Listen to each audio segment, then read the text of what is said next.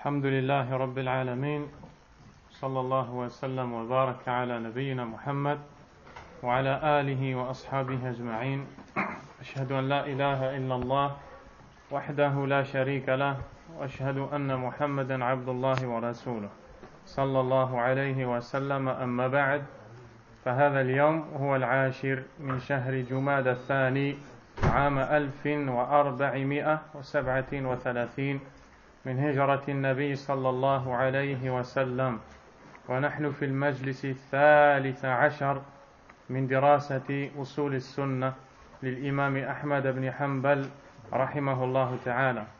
Nous sommes le 19 mars 2016 et ceci est la 13e assise de l'étude des fondements de la Sunna de son auteur, l'imam Ahmad, qu'Allah lui fasse miséricorde. La semaine dernière, l'imam Ahmad rahimahullah, où nous avons lu ce qu'a dit l'imam Ahmad rahimahullah ta'ala concernant les droits des détenteurs de l'autorité musulmans. Nous avons vu qu'il incombe aux croyants de leur donner écoute et obéissance, que ce détenteur de l'autorité soit pieux ou mauvais, tant qu'il n'ordonne pas ce qu'Allah subhanahu wa ta'ala a interdit. Nous avons vu les différentes façons d'accéder au pouvoir dans la législation islamique. L'imam Ahmad rahimahullah continue toujours dans le même registre et nous dit وَمَنْ خَرَجَ عَلَى إِمَامٍ مِنْ أَئِمَّةِ الْمُسْلِمِينَ وقد كان الناس اجتمعوا عليه وأقروا له بالخلافة بأي وجه كان بالرضا أو بالغلبة فقد شق هذا الخارج عصى المسلمين وخالف الآثار عن رسول الله صلى الله عليه وسلم فإن مات الخارج عليه مات ميتة جاهلية. L'imam Ahmad rahimahullah ta'ala nous dit: quiconque s'insurge contre une autorité musulmane dont les gens ont unanimement approuvé le califat, quelle qu'en soit la manière, par agrément du peuple ou par force, est un khariji, un rebelle, qui a certes divisé la communauté musulmane. Il contredit les textes rapportés du messager d'Allah sallallahu alayhi wa sallam, parmi lesquels, si celui qui s'insurge contre l'autorité meurt, il meurt à la manière pré-islamique. Vous voyez bien qu'ici l'imam Ahmad rahimahullah ta'ala nous parle maintenant, comme nous le disent ceux qui ont commenté Usul al-Sunnah, ce livre de l'imam Ahmad alayhi rahmatullah, nous parle maintenant de la façon d'agir que l'on doit avoir et ce que nous devons croire vis-à-vis de celui qui commet cet interdit, qui est celui de se rebeller contre l'autorité musulmane. Et l'imam, le cheikh al-Najmi rahimahullah ta'ala, nous dit: لا يجوز الخروج على الإمام المسلم حتى ولو كان عاصيا لله ولو كان فاجرا. Il n'est nullement autorisé de se rebeller contre le détenteur de l'autorité musulman, même si ce dernier désobéit à Allah subhanahu wa ta'ala, quand bien même il serait pervers.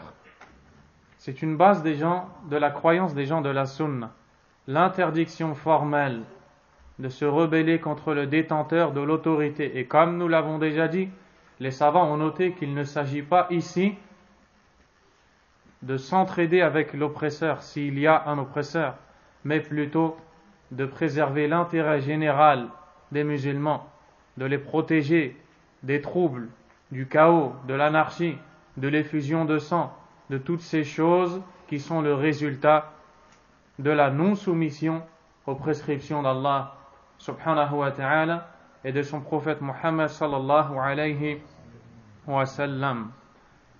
Et ceux qui se rebellent contre les détenteurs de l'autorité sont ceux qui sont appelés al-Khawarij. Et le terme Khawarij est un pluriel.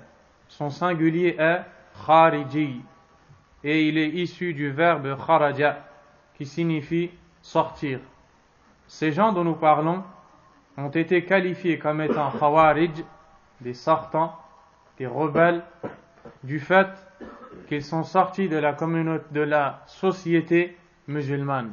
Ils se sont isolés de la communauté du prophète sallallahu alayhi wa sallam. Ils ont taxé la masse des musulmans à tort et faussement d'apostats, de mécréants, et leur ont donné tous ces qualificatifs. Également, ils sont appelés khawarij, du verbe kharaja, sortir, du fait qu'ils sont ceux qui sortent et incitent à sortir contre les détenteurs de l'autorité musulmane. Et les khawarij, ces gens-là, sont une secte contre laquelle a mis en garde le prophète sallallahu alayhi wa sallam. D'ailleurs, le prophète sallallahu alayhi wa sallam, qui a tant sensibilisé la communauté et les a mis en garde contre l'innovation avant même son apparition, n'est-ce pas qu'à chaque vendredi, chaque fois qu'il prononce le discours, n'est-ce pas qu'à chaque fois qu'il a l'occasion de s'adresser à sa communauté, il commence par le discours appelé khutbatul haja, le discours du besoin, innal hamdalillahi nahmadu, jusqu'à la fin, dans lequel vous entendez que toute innovation est égarement, tout égarement mène au feu. Lorsque le prophète sallallahu alayhi wa sallam s'exprime de cette manière, sachez qu'à ce moment-là, aucune innovation n'existe. Il met en garde contre l'innovation, sallallahu alayhi wa sallam, avant même qu'elle ne naisse. Que dire alors d'une époque où elle n'est pas née, mais elle est largement répandue, et ces catégories sont diverses. Et ces catégories sont diverses et sont multipliées. Que dire alors de tous ces gens qui disent cessez de ne parler que des innovations? Qu'allez-vous dire au messager d'Allah sallallahu alayhi wa sallam qui met en garde contre l'innovation avant même son apparition? Et ce que je vous dis ne vient pas de moi, je l'ai écouté du cheikh Muhammad ibn Hadi al-Madkhali hafidhahullah. Qu'Allah azza wa jalla le préserve. Et donc, il a mis aussi en garde contre les innovateurs et les a décrits, n'en déplaise à quiconque.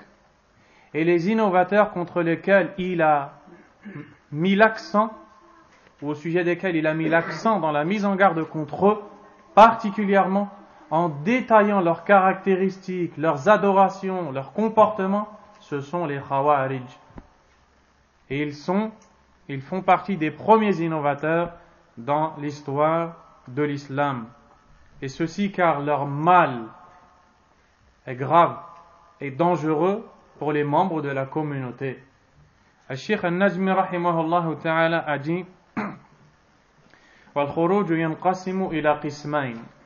La rébellion, le fait de sortir, de se rebeller, de créer une hostilité contre le détenteur du pouvoir ou les détenteurs du pouvoir, se divise en deux. Et écrivez-le et mémorisez-le, car beaucoup de gens pensent que les khawarij sont ceux qui combattent et qui participent physiquement ou financièrement seulement. Ceci est faux. Il y a une autre catégorie de khawarij. Non seulement une autre catégorie, mais cette catégorie est pire encore que ceux qui directement participent aux innovations physiques des khawarij. Qu'Allah nous en préserve. La première, khurujun bil fi'li wal qital. La rébellion physique, celle qui consiste à montrer son hostilité au détenteur du pouvoir, à se rebeller contre lui, que ce soit physiquement avec les armes, en le combattant. Ceci est interdit par Allah tabaraka wa ta'ala. La deuxième, khurujun bil qawl wa ta'lib wal itharati ala dhalika al imam. La rébellion orale ou verbale. Il ne s'agit pas ici de participer physiquement, mais plutôt verbalement ou oralement, avec la parole. Comment?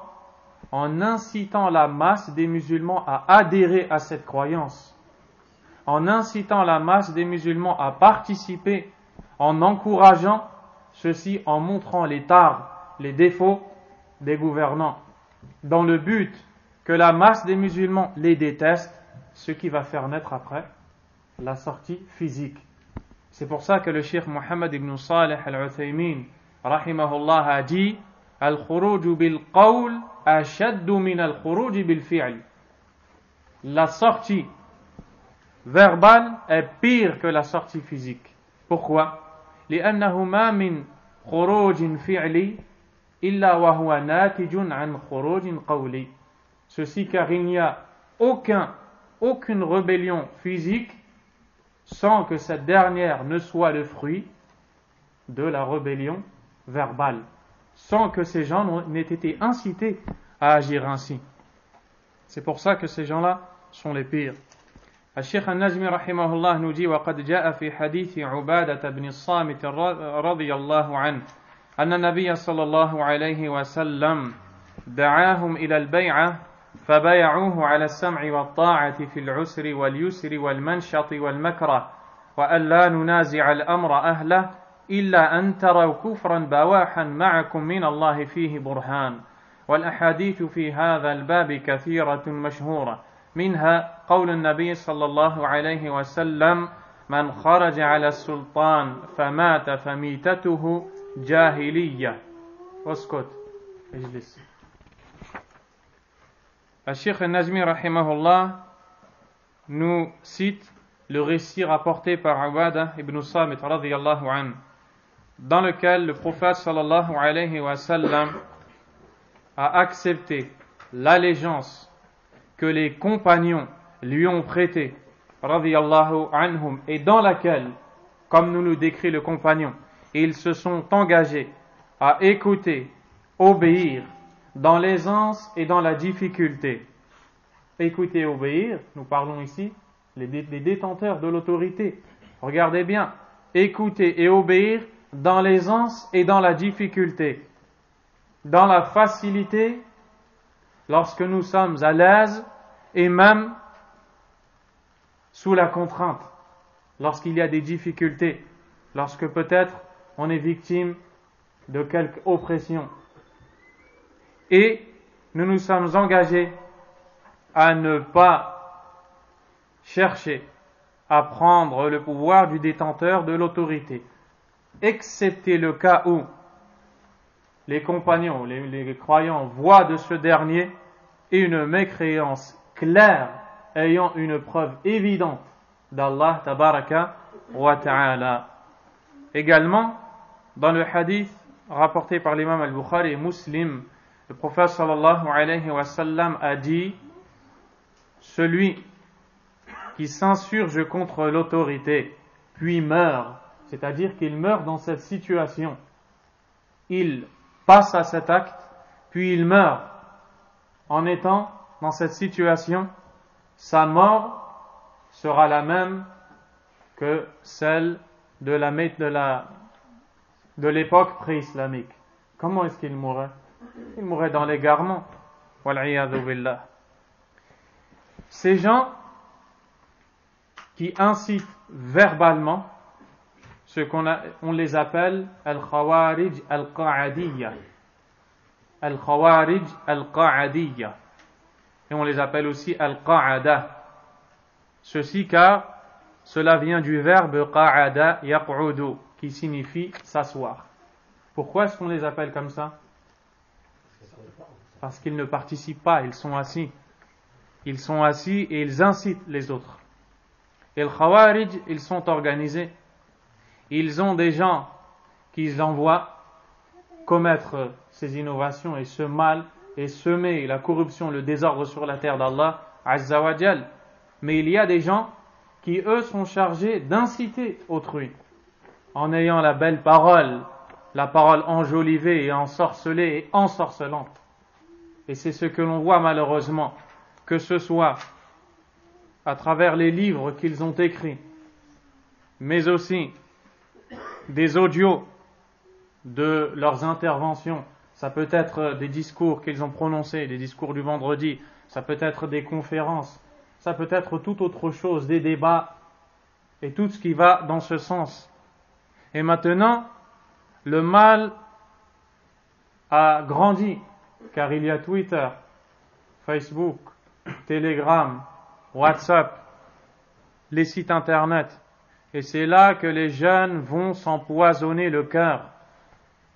Et c'est là que tu vois qu'un jour un jeune est bien dans le droit chemin, il décide de se repentir à Allah Azza wa Jal de ses nombreux péchés. Allah accueille le repentir. Il vient, il prie. Et comme il est débutant, on ne l'oriente pas. Qu'est-ce qu'il va faire? Il va s'isoler dans sa chambre et allumer son ordinateur, où il va taper Islam, Sunnah. Et à chaque fois qu'il aura un sujet, une question, au lieu d'interroger les gens de science, il va aller sur ces sites. Puis il va tomber sur des liens, un compte Twitter de quelqu'un qui parle bien et qui se montre courageux. Wal'iyadhu billah. Courageux dans le mal et la bid'a. Une page Facebook, un numéro sur WhatsApp où on envoie des encouragements, des incitations. On lui dit, va et tu seras récompensé par Allah tabaraka wa ta'ala. Participe. Et c'est ce qui fait qu'aujourd'hui, nous voyons beaucoup de jeunes qui vont rejoindre la Syrie en croyant qu'ils sont dans le droit chemin, alors que par Allah, ils n'ont fait que s'éloigner d'Allah tabaraka wa ta'ala et de la sunna du prophète sallallahu alayhi wa sallam. Et on demande à Allah azza wa jal de préserver les jeunes musulmans débutants, car on craint pour eux. Les débutants ignorants qui ne connaissent pas la sunna, qui voient toutes ces sectes, Al-Khawarij, Al-Ikhwan, Al-Muslimoun, et toutes ces autres sectes qui ne font que égarer la masse de la communauté. On demande à Allah Azza wa Jal de préserver ces jeunes musulmans, ces débutants, d'être absorbés par ce poison. Wal'iyadhu billah. On les appelle donc Al-Khawarij Al-Qa'adiyya. Ce sont les pires des Khawarij. Ils sont pires que ceux qui vont participer physiquement aux actes faits par le Khawarij. Et on les voit à la télé aujourd'hui. Ils ont des chaînes télé où ils parlent. Et certains parmi eux donnent des explications erronées de récits du prophète sallallahu alayhi wa sallam. Par exemple, le prophète sallallahu alayhi wa sallam nous dit Tasma'u wa tuti' wa in daraba dhahrak wa akhadha malak. Le hadith est rapporté par Muslim. Obéis et écoute, même s'il frappe ton dos et vole tes biens. Allahu Akbar. Même s'il frappe ton dos et vole tes biens. C'est le messager qui le dit, sallallahu alayhi wa sallam. Comme ils ne peuvent pas nier ce récit qui est relaté par l'imam Muslim et dont l'authenticité n'est plus à démontrer, qu'est-ce qu'ils font? Tariqatu ahl al-bid'a, la méthodologie des innovateurs, ils vont lui donner un sens différent que celui qui a été voulu par le prophète sallallahu alayhi wa sallam. Et de là, certains sont apparus et ont commencé à dire il s'agit ici du cas où le gouverneur musulman opprime un seul individu. On dira à cet individu sois endurant, parce que les préjudices qui vont découler de ta rébellion contre lui seront bien pires que les pressions que tu subis. Alors que le prophète sallallahu alayhi wa sallam s'adresse à la communauté tout entière.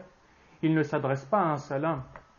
Et cette parole a été dite par le dénommé Muhammad al-Arifi, qui est connu mondialement et qui s'exprime dans la télé et qui est séduit et qui a séduit bon nombre de musulmans. Mais al-haq huwa al-haq. La vérité reste la vérité. Et Allah tabaraka wa ta'ala nous a ordonné de se soumettre au Coran et à la Sunna et de ne pas être fanatique d'un tel et un tel parce qu'on apprécie son discours, parce que sa façon de parler nous a éblouis, nous a attirés. Non, ô musulmans. Si tu as été ébloui par un tel, n'est-ce pas qu'à plus forte raison tu dois être ébloui par la parole du messager, alayhi salatu wassalam, par la parole d'Allah, tabaraka wa ta'ala, qui t'ont interdit d'agir ainsi. Et le Cheikh Salih al-Fawzan, hafidhahullah, a été interrogé concernant l'explication donnée par Muhammad al-Arifi de ce hadith. Le Cheikh Salih al-Fawzan, hafidhahullah, a dit, je l'ai entendu, il parle de l'explication, il dit cet individu suit ses passions, il explique les récits du prophète sallallahu alayhi wa sallam contrairement à ce qui est connu, à ce que le prophète a voulu, il parle avec ses passions et n'a pas le droit d'agir ainsi. Et d'où l'importance de la présence des gens de la sunna parmi les savants qui sont là pour réfuter les ambiguïtés. Walillahi alhamd. Et tous ceux qui agissent ainsi, qui incitent, peu importe le moyen utilisé, ont les mêmes caractéristiques que Al-Khawarij Al-Qa'adiyya. N'en déplaise à quiconque. Également, Al-Sheikh Najmi rahimahullah ta'ala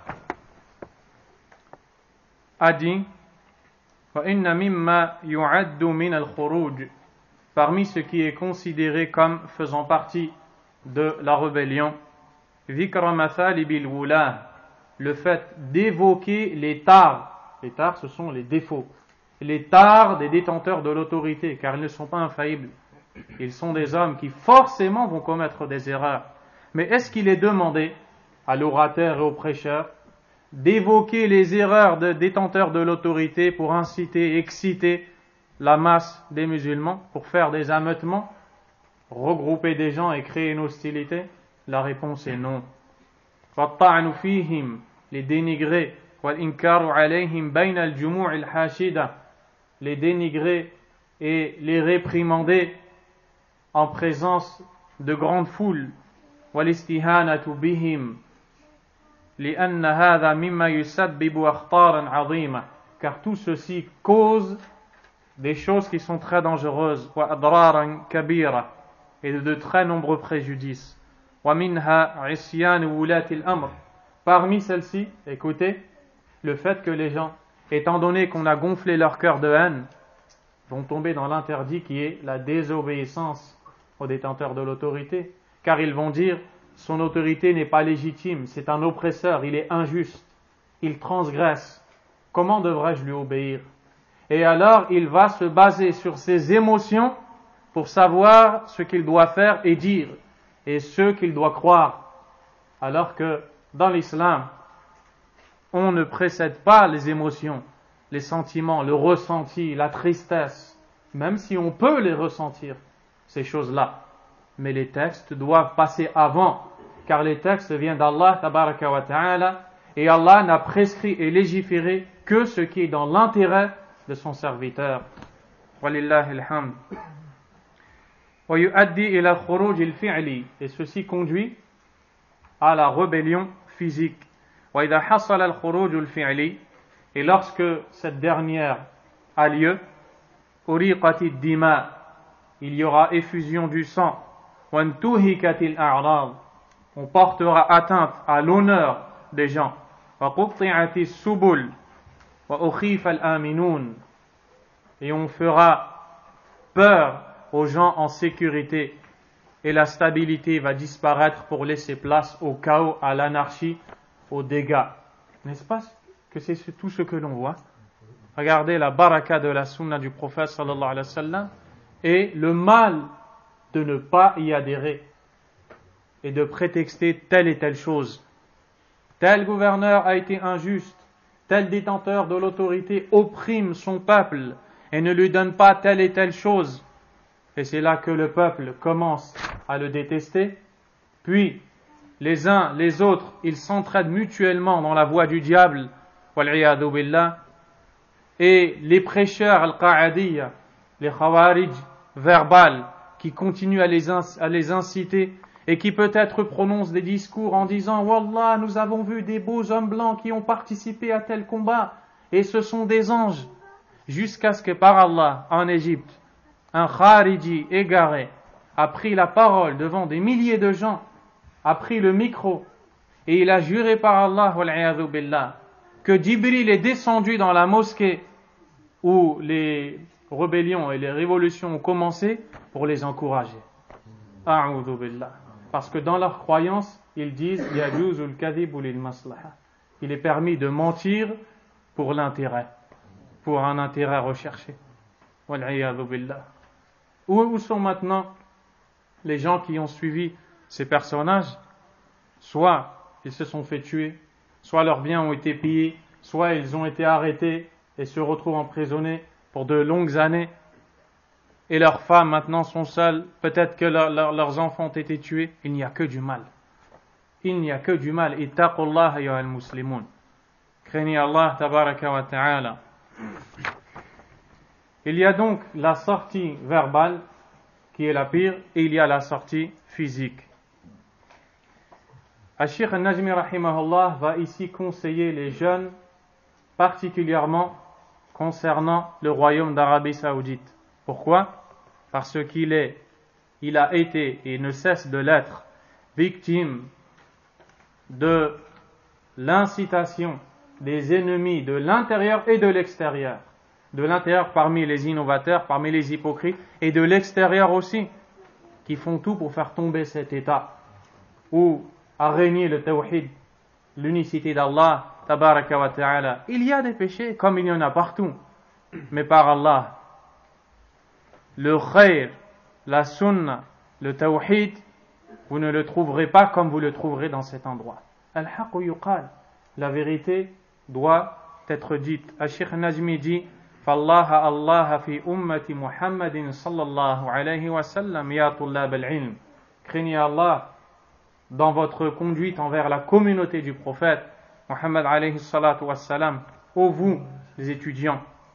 لا يخدعنكم أصحاب التوجهات السياسية فإن دولتنا مسلمة تهتم بالتوحيد وتحكم شرع الله وتنشر عدله. نسأل الله أن يوفق القائمين عليها إلى كل خير. Amen. Al-Sheikh al-Najmi rahimahullah dit, ne soyez pas trompés par ces gens qui ont certaines orientations politiques. Il parle de ceux qui dénigrent le pays, qui taxent les savants savants du pouvoir et du palais, des gens qui aiment la dunya, ou alors des détenteurs, ou qui taxent aussi les détenteurs de l'autorité, les accusent à tort, et toutes ces choses, car cet État est un État musulman qui prend soin de propager le tawhid et d'appliquer les prescriptions d'Allah et sa justice subhanahu wa ta'ala. Puis il invoque Allah de les assister, et certes ils ont besoin de l'aide d'Allah tabaraka wa ta'ala. Al-Sheikh al-Najmi va ensuite dire que on ne prétend pas non plus que ces gens sont infaillibles. Ils sont sujets à l'erreur. Ils sont sujets à l'erreur. Il faut absolument que l'homme se trompe car il est sujet à l'erreur de par sa nature. Mais il est obligatoire de trouver les bonnes solutions de la façon légiférée par Allah, comme le conseil en secret pour celui qui est capable de le faire. Et comme dit Cheikh Al-Fawzan, hafidhahullah, celui qui n'est pas capable de le faire peut au minimum faire parvenir un message à quelqu'un qui sera susceptible de s'approcher du détenteur de l'autorité. Walillahil hamd wal minna. Également, il dit qu'il ne veut pas s'étaler sur ce sujet, mais il fait allusion à la méthodologie empruntée et suivie par les innovateurs et qui ne doit pas être suivie par les jeunes et par les musulmans de manière générale. Al-Sheikh Ubayd al-Jabiri hafidhahullah ta'ala nous dit dans son commentaire que lorsque nous parlons de Al-Khawarij, de ces gens-là, deux choses peuvent être voulues, deux sens peuvent être voulus par ce terme. Un sens général et un sens spécifique. Le sens général, al-ma'na al-'am, kullu man tamarrada 'ala al-imam li khal'ihi, فهذا خارجي بالمعنى العام فمنهم من لا يعتقد كفر الإمام هؤلاء يسمون البغاة. الشيخ الجابري حفظه الله a dit, entre dans le sens général tout individu ayant pour ambition d'évincer le détenteur du pouvoir, de le chasser. Cet individu est un khariji dans son sens général, Car après, ces gens-là se divisent. Il y en a qui le font en le taxant de mécréant, et d'autres qui le font sans dire qu'il est mécréant, mais ils disent que son autorité est illégitime car il est pervers, etc. Ces derniers, ceux qui essaient de se rebeller contre l'autorité musulmane, sans pour autant les taxer de mécréants, mais en disant que leur autorité est illégitime du fait qu'ils sont oppresseurs, ce sont ceux qu'on appelle al-bourra, du verbe bara, qui signifie transgresser. Ce sont des transgresseurs parmi les musulmans. Le sens spécifique, al-ma'na al-khas, man yakhruju ala al-wula wa yukaffirunahum, ceux qui se rebellent contre les détenteurs de l'autorité en les taxant de mécréants. Eux-mêmes se divisent en deux. Ici, ce sont les khawarij. Et ils se divisent en deux. Il y a ceux qui ont une bannière, une étendard. Ils ont un dirigeant qui est connu dans un endroit qui est bien déterminé et leur méthodologie est claire. Celui qui leur donne les ordres et les interdits est connu. Ils ont un endroit où ils résident. Ces gens-là, Cheikh Ubaid dit, il est permis aux détenteurs de l'autorité musulmane d'envoyer des savants pour débattre avec eux dans le but de les appeler à la tawbah, au repentir, au retour à Allah, de les inviter à la sunnah du prophète sallallahu alayhi wa sallam.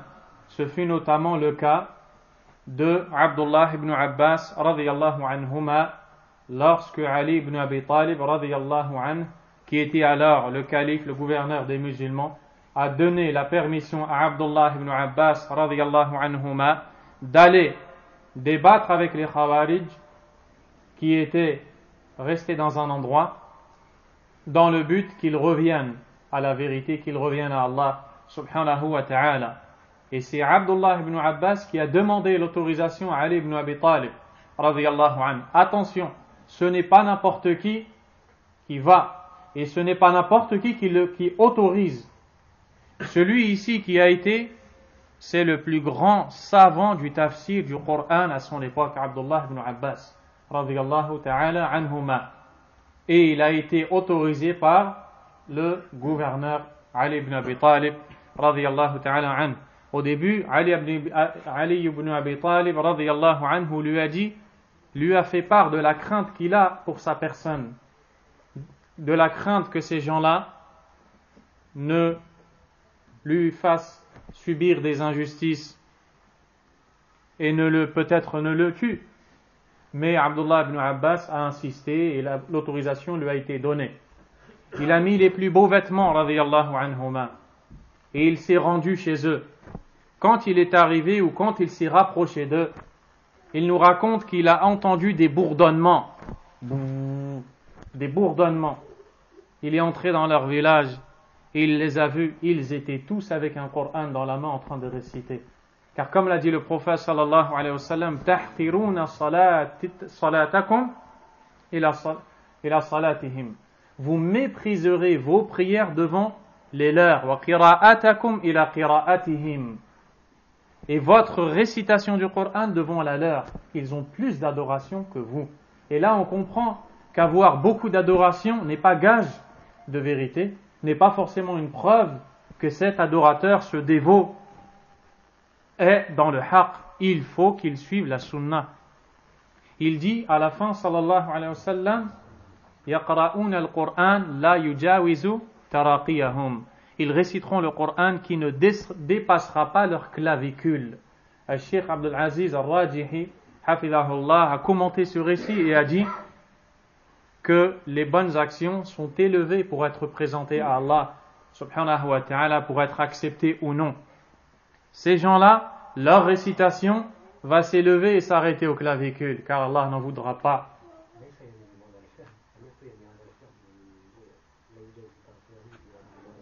Sabran.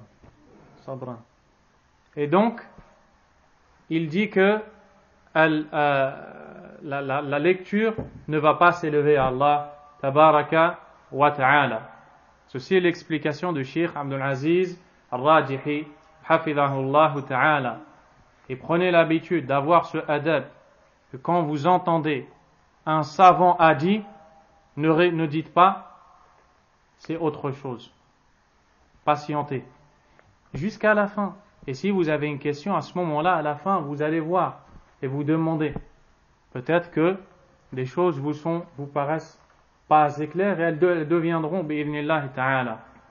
D'autres savants ont expliqué ce récit en disant qu'il s'agit ici de l'incompréhension de ces gens-là de la lecture du Coran. Quoi qu'il en soit, le prophète sallallahu alayhi wa sallam les a décrits comme tels. Et quand Abdullah ibn Mas'ud ibn Abbas radiyallahu anhuma s'est présenté à eux, il les a vus tous lire. Il s'est approché d'eux, il portait de beaux vêtements. Il les a salués avec la salutation islamique. Et ils lui ont dit « Marhaban bika ibn Abbas ». Ils ne lui ont pas répondu à son salut.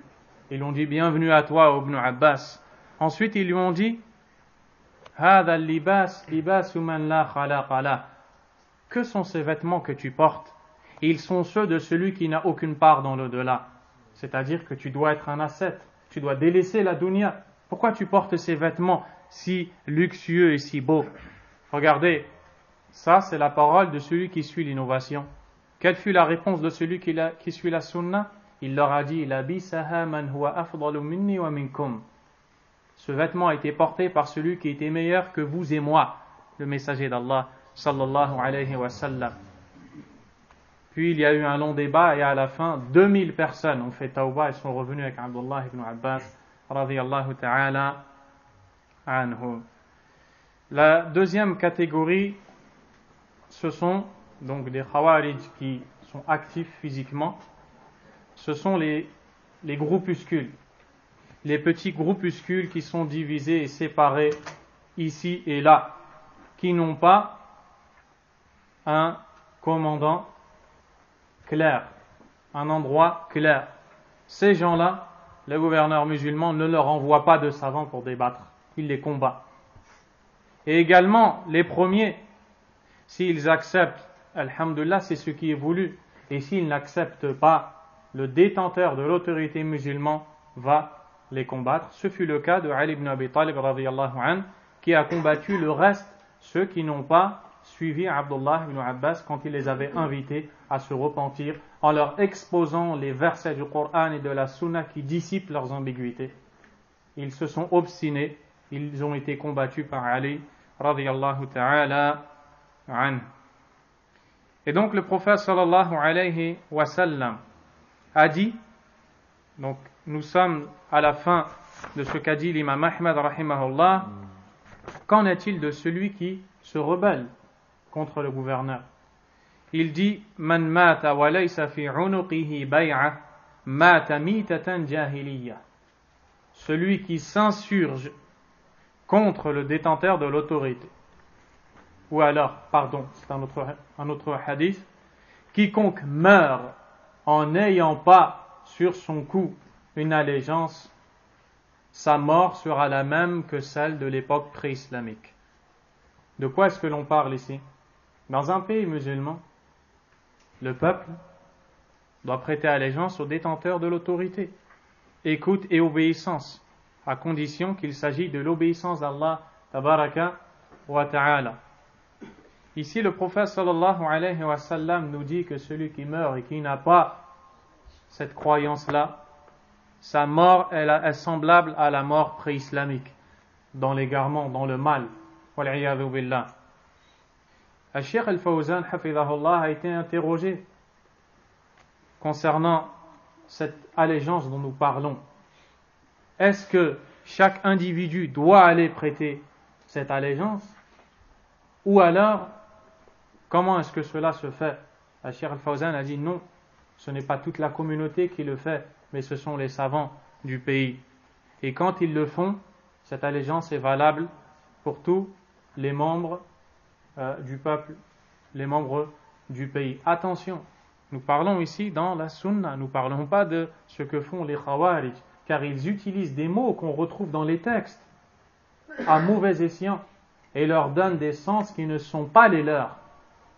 Et c'est pour cela que les jeunes sont trompés, sont dupés, car ils ouvrent le Coran et ils voient les mêmes mots qui sont utilisés par ces gens-là. Ils ouvrent les hadiths et trouvent les mêmes mots qui sont utilisés et prononcés par ces gens-là. Ils disent, ces gens-là suivent le Coran, ces gens-là suivent la Sunna. Non, ce n'est pas comme ça. Le Coran a une explication, la Sunna a une explication. Et l'explication, c'est celle qui a été donnée par les pieux prédécesseurs, ceux qui ont maintenu le câble d'Allah, qui sont restés fermes dans le chemin d'Allah, subhanahu wa ta'ala. Car sinon, il n'y aura rien d'autre que l'égarement du chemin d'Allah, wal-'iyadhu billah. Et ceci est très important. Qu'Allah Azza wa Jal nous préserve du mal des Khawarij. Car il y a parmi eux des gens qui sont doués dans le parler, ils sont convaincants. Je le dis et je le redis. Ô vous les jeunes, et j'en suis un, craignez Allah tabaraka wa ta'ala. Ne consultez pas leur site internet, ne lisez pas leurs livres, n'assistez pas à leurs assises. Si vous savez qu'une personne encourage, cite, évoque en public les défauts des gouverneurs, n'y allez pas, ne vous asseyez pas avec cette personne. Préservez votre religion, c'est votre capital. Si le commerçant n'a plus son capital, il fait faillite. Si vous perdez votre capital, qui est votre aqida, vous perdrez tout, fi dunya wal akhirah. Il y a des jeunes qui ont été trompés par ces gens-là. Peut-être qu'ils ont une bonne intention, mais ce n'est pas suffisant d'avoir la bonne intention. Vous savez, les Khawarij qui ont été combattus par Ali ibn Abi Talib radiyallahu ta'ala anhu, celui qui a, ou un de ceux qui ont décrit la scène, a dit, ou je reviens à un autre récit avant d'abord, dans un récit, on nous parle de Abu Musa al-Ash'ari radiyallahu anhu et Abdullah ibn Mas'ud radiyallahu anhu. Abu Musa va à la mosquée du prophète sallallahu alayhi wa sallam après sa mort. Quand il voit un cercle, une assemblée de gens qui sont réunis et ils sont dirigés par un homme qui leur dit « Lancez des pierres et dites Subhanallah 100 fois, La ilaha illallah 100 fois ». Ces hommes prennent les pierres, les unes après les autres, les lancent et à chaque pierre, ils disent Subhanallah, Subhanallah. Une fois avoir lancé 100 pierres, ils prennent 100 autres et disent La ilaha illallah et ainsi de suite. Pour compter le nombre de fois qu'ils prononçaient Subhanallah, ils lançaient des pierres. Abu Musa a été étonné de voir quelque chose qu'il n'avait jamais vu avec le messager sallallahu alayhi wa sallam. Étant donné qu'il n'était pas connaisseur de toutes choses, il s'est dirigé vers le grand savant Abdullah ibn Mas'ud. Et c'est comme ça que doivent agir les suiveurs de la sunna. Ils n'agissent pas selon leur goût. Ils se disent, je n'ai jamais vu ça. Oui, tu n'as jamais vu ça, mais c'est peut-être quelque chose qui existe ou non. Mais ce qui importe, c'est d'aller demander aux gens de science. Il est allé voir Abdullah ibn Mas'ud radiyallahu anhu et lui a raconté ce qui s'est passé. Abdullah ibn Mas'ud radiyallahu anhu lui a dit, pourquoi tu ne les as pas réprimandés? Et Abu Musa lui a dit, je ne sais pas, je ne connais pas le jugement, le statut de cet acte. Abdullah ibn Mas'ud lui dit, viens avec moi. Ils se sont dirigés vers cet endroit et ont vu ces hommes assis en cercle en train de faire Subhanallah, Alhamdulillah. Abdullah ibn Mas'ud leur a dit, que faites-vous? Ils ont dit, Ya Aba Abdurrahman, nusabbihu wa nukabbiru wa. On évoque le nom d'Allah, on proclame sa grandeur, on lance des pierres pour compter. Il leur a dit, هذه أواني رسول الله صلى الله عليه وسلم لم تكسر وهذه ثيابه لم تبلى. Il leur a dit, voici encore la vaisselle du prophète sallallahu alayhi wa sallam qui n'est pas encore cassée. Voici ses vêtements qui ne sont pas encore usés. Il veut dire que le prophète vient de mourir. Et vous commencez déjà à faire des nouveautés, des choses nouvelles. Qu'est-ce qu'ils ont répondu? Cette parole qui a trompé beaucoup de gens. Ya Aba Abdurrahman, ma aradna illa al-khayr. Oh Abu Abdurrahman, nous ne voulons que le bien. Cette parole n'est pas une règle dans ta religion. Le fait que tu veuilles faire le bien ne suffit pas.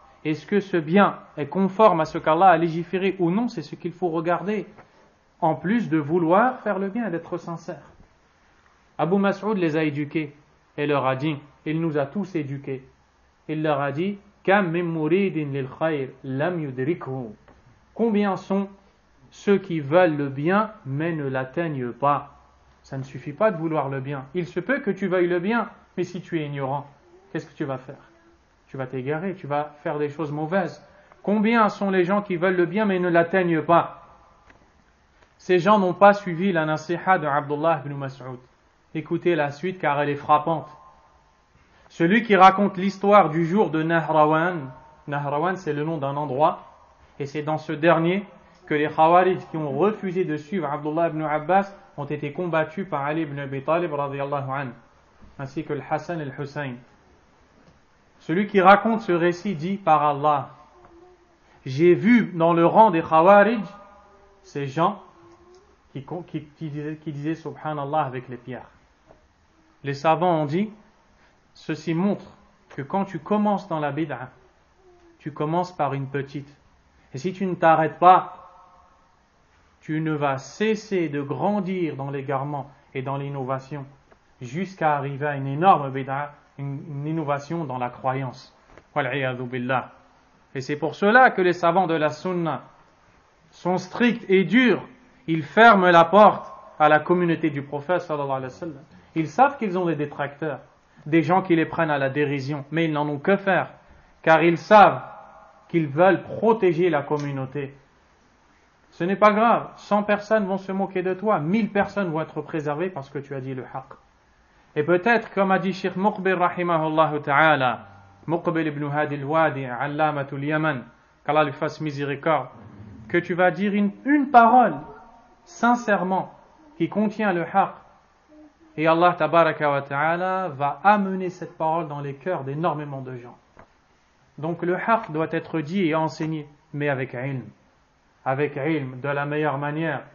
Tu ne ramènes pas le haqq bishidda fi ghayri mawdi'iha, avec dureté, quand il n'y a pas besoin de dureté, car il peut y avoir besoin.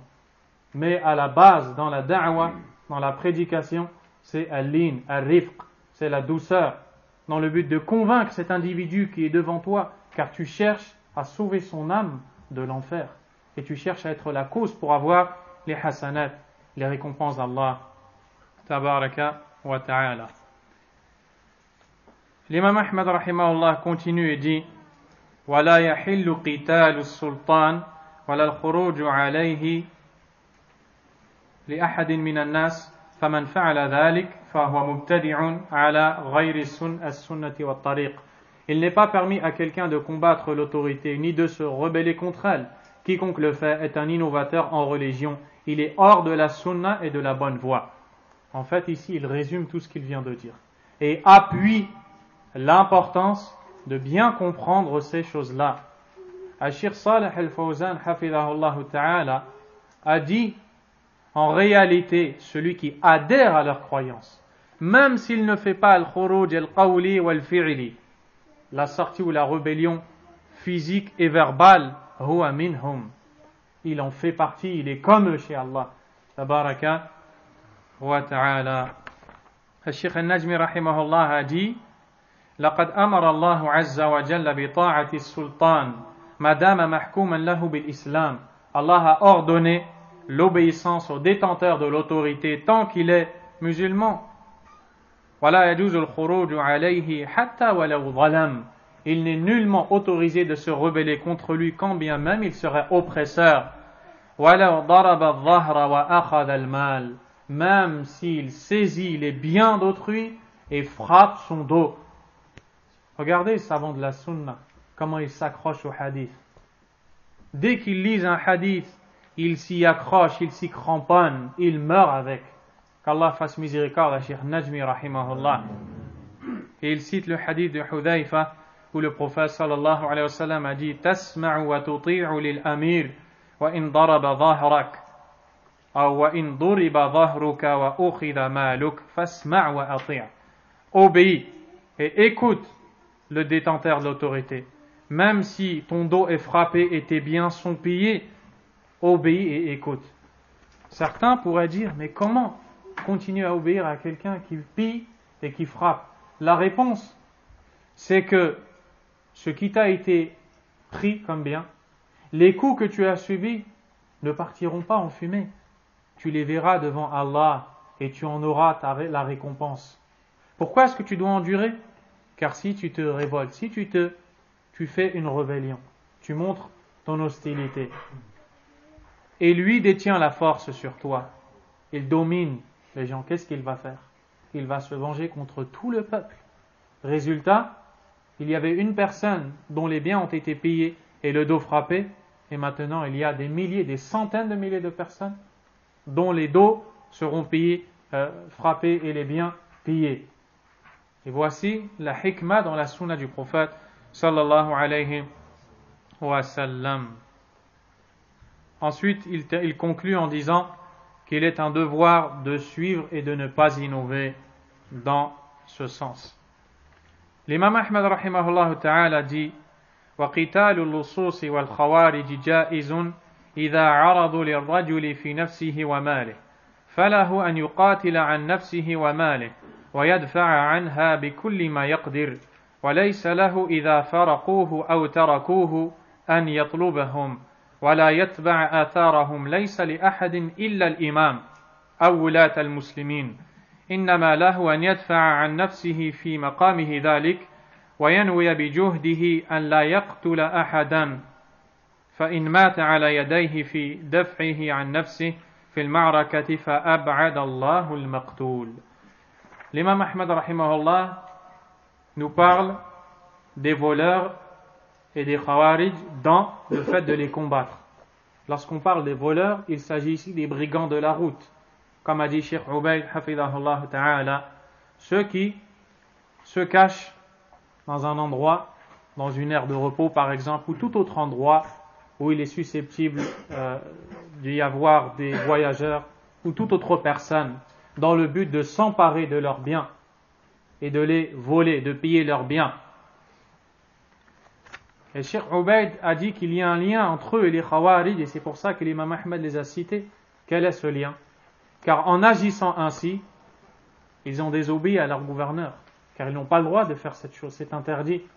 Ils se sont opposés à l'autorité. Ils ressemblent dans ce sens aux Khawarij.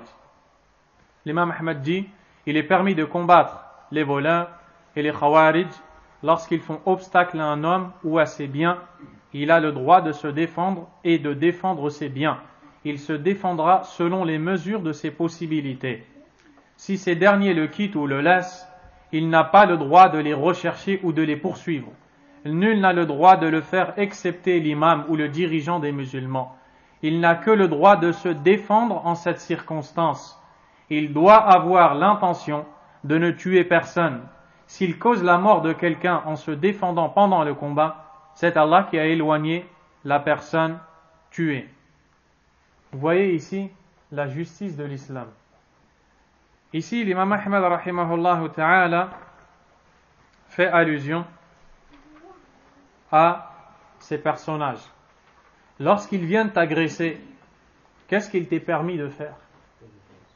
De te défendre. Cheikh Abdul Aziz al-Rajihi hafidahullah a dit, tu dois faire le minimum.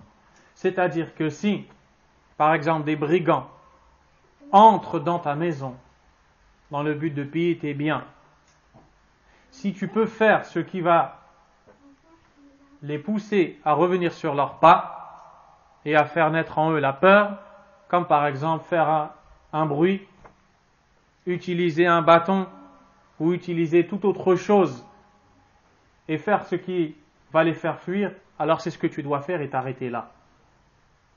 Si, malgré cela, ils s'approchent de toi et ils cherchent à s'emparer de tes biens, peut-être même à violer, wal-iyadu billah, comme c'est le cas dans beaucoup d'endroits, alors à ce moment-là, il t'est permis de faire ce qui va te permettre de le repousser.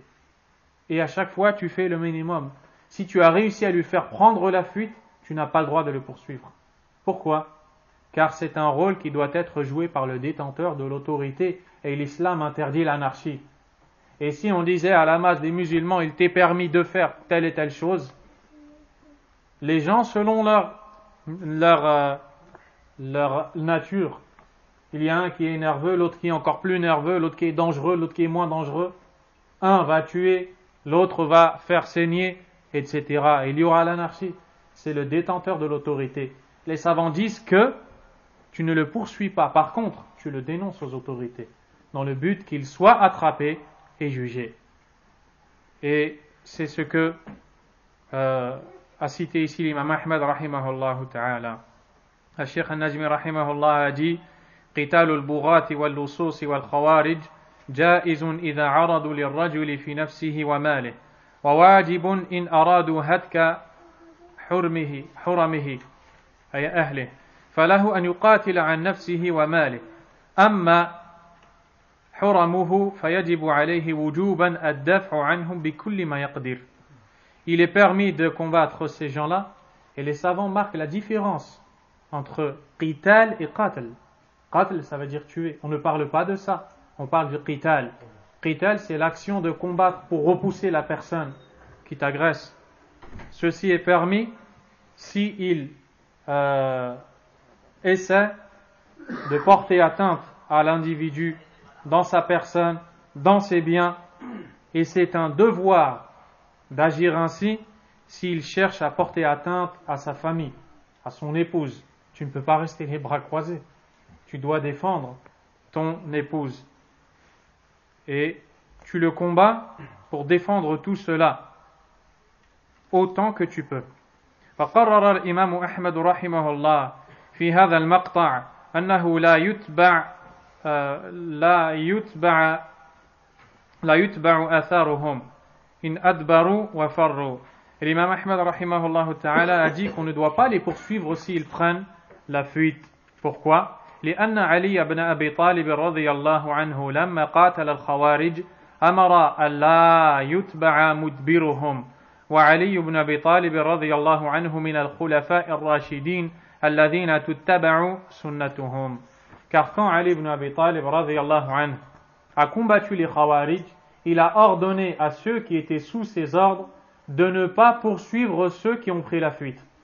Et nous devons faire pareil, car il fait partie des Khulafa Rashidun, les califes bien guidés, au sujet desquels le prophète sallallahu alayhi wa sallam nous a parlé quand il nous a dit de s'accrocher à leur voie. L'imam Ahmad dit وَإِنْ قُتِلَ هَذَا فِي تِلْكَ الْحَالِ وَهُوَ يَدْفَعُ عَنْ نَفْسِهِ وَمَالِهِ رجوت له الشهادة كما جاء في الأحاديث وجميع الآثار في هذا إنما أمر بقتاله ولم يؤمر بقتله ولا اتباعه ولا يجهز عليه إن سرع أو كان جريحا وإن أخذه أسيرا فليس له أن يقتله ولا يقيم عليه الحد ولكن يرفع أمره إلى من ولاه الله فيحكم فيه. C'est-à-dire, il n'a que le droit de se défendre en cette circonstance. Il doit avoir l'intention de ne tuer personne. S'il cause la mort de quelqu'un en se défendant pendant le combat, c'est Allah qui a éloigné la personne tuée. Et si l'agressé est tué dans cette situation, quelle situation? Celle où l'agressé se voit contraint de se défendre. Et cette défense cause la mort de l'agresseur. S'il est dans cette situation où il se défend et défend ses biens, je lui souhaite, l'imam Ahmad dit, je lui souhaite le statut de martyr. C'est-à-dire, si l'agressé est tué, je lui souhaite le statut de martyr. Comme cela est rapporté dans les hadiths à ce sujet. Il ne lui a été recommandé que de le combattre. Il ne lui a pas été recommandé de le tuer et de le poursuivre. S'il tombe au sol ou se blesse, il ne l'achève pas. S'il l'attrape en captif, il n'a pas le droit de le tuer ni de lui faire subir une peine légale, mais il saisit celui à qui Allah a donné autorité à son sujet pour le juger. Allahu Akbar. Regardez la droiture de l'islam. Et ensuite on dit que c'est une religion d'injustice. Subhanallah. Al-Sheikh al-Najmi rahimahullah dit وذلك أنه ورد في الحديث عن أبي هريرة رضي الله عنه قال جاء رجل إلى رسول الله صلى الله عليه وسلم فقال يا رسول الله أرأيت إن جاء رجل يريد أخذ مالي قال فلا تعطيه قال أرأيت إن قاتلني قال قاتله قال أرأيت إن قتلني قال أنت شهيد قال أرأيت إن قتلته قال هو في النار. Dans le récit rapporté par Muslim, le prophète sallallahu alayhi wa sallam reçoit la visite d'un homme qui lui dit « Ô messager d'Allah, qu'en dis-tu? Si un homme vient vers moi dans le but de s'emparer de mes biens, le prophète sallallahu alayhi wa sallam lui dit « Ne lui donne pas. » Cet homme reprit « Et s'il me combat ?» Le prophète sallallahu alayhi wa sallam lui dit « Combat-le donc, c'est-à-dire pour te défendre. » L'homme lui dit « Et que dis-tu s'il me tue ?» Le prophète sallallahu alayhi wa sallam lui dit « Tu es martyr. » L'homme reprit « Et si moi je le tue ?» Dans le cas bien sûr où il est contraint à le faire, le prophète sallallahu alayhi wa sallam lui dit « Il est dans le feu. » Il est dans le feu. وفي الحديث أيضا من قتل دون ماله فهو شهيد ومن قتل دون دمه فهو شهيد ومن قتل دون دينه فهو شهيد. Le prophète sallallahu alayhi wa sallam dit quiconque est tué en ayant cherché à protéger ses biens est martyr.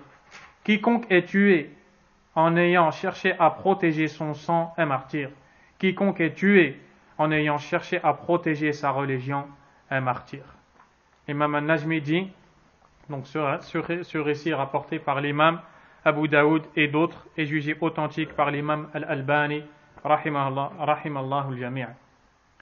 Donc le Cheikh al-Najmi nous dit que si celui qui se défend, par exemple, met au sol l'agresseur se voit blessé, il ne peut plus bouger, il doit s'arrêter là, il ne doit pas l'achever, il ne doit pas chercher à le tuer, il ne doit pas chercher à faire toutes ces choses-là, car le but était de se défendre. Ce n'est pas lui qui a agressé, mais il a voulu simplement se défendre. Il fait appel aux autorités et elles joueront leur rôle bi'idhnillahi ta'ala. Ceci sont les derniers mots. Wallahu tabaraka wa ta'ala a'lam. Sallallahu wa sallam wa baraka ala nabiyyina Muhammad wa ala alihi wa ashabihi ajma'in. Subhanakallahumma wa bihamdik ashhadu an la ilaha illa ant astaghfiruka wa atubu ilayk.